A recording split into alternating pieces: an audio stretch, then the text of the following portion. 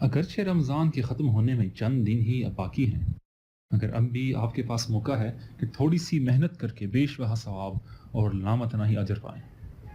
قرآن و حدیث میں جہاں جانی عبادت کی ترغیب ہے، وہاں مالی عبادت کی بھی بہت بڑی اہمیت ہے۔ اگر عام دنوں میں 1 روپیہ اللہ کی راہ میں غریبوں، مسکینوں، یتیموں، فلاحی کاموں اور جہاد جیسے اہم امور میں خرچ کرنے کا اجر 10 گنا تک ملتا ہے، تو رمضان میں یہ اجر 700 گنا بلکہ اس سے بھی زیادہ بڑھنے کی امید کی جا سکتی ہے، کیونکہ حدیث قدسی ہے کہ اللہ تعالیٰ نے فرمایا کہ روزہ میرے لیے ہے اور اس کا اجر بغیر کسی حساب کے میں ہی دوں گا۔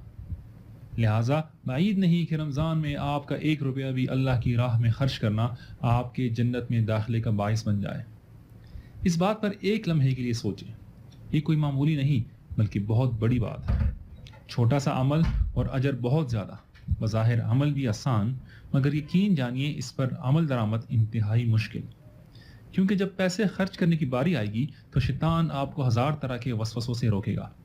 مثلاً ابھی آپ کے ذہن میں خیال آتا ہے کہ میں اپنے مال میں سے 1000 روپیہ ابھی الگ کر کے فلاں غریب رشتہ دار، دوست یا ہمسائے کو دے دوں، تو یقین جانیے کہ شیطان آپ کے ذہن میں کیسے کیسے وسوسے ڈالے گا۔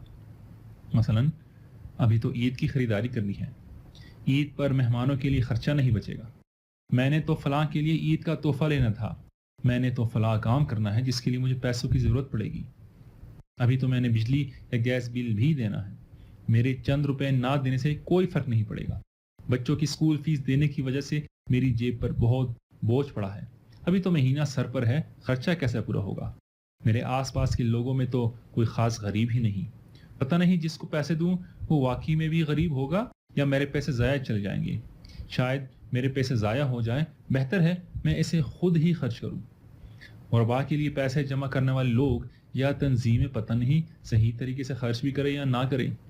اور اس قسم کے بہت سارے وسوسے آپ کے ذہن میں آئیں گے۔ تو آپ دیکھیں،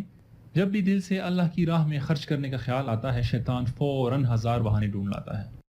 ان سب وسوسوں سے بچنے کا بہترین طریقہ یہی ہے کہ انسان اللہ کی طرف سے ملنے والے بے پناہ اجر و ثواب کا سوچے،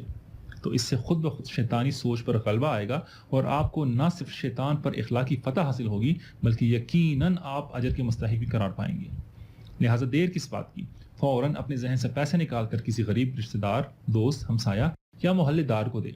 اگر آپ کے پاس ایسی کوئی صورت نہیں بنتی تو الخدمت، شوکت خانم، الہدا، النور فاؤنڈیشن یا کسی بھی نیک نام فلاحی ادارے کے دفتر میں یا ان کے نمبر پر کال کر کے ان کے نمائندے کے ذریعے جمع کروائیں،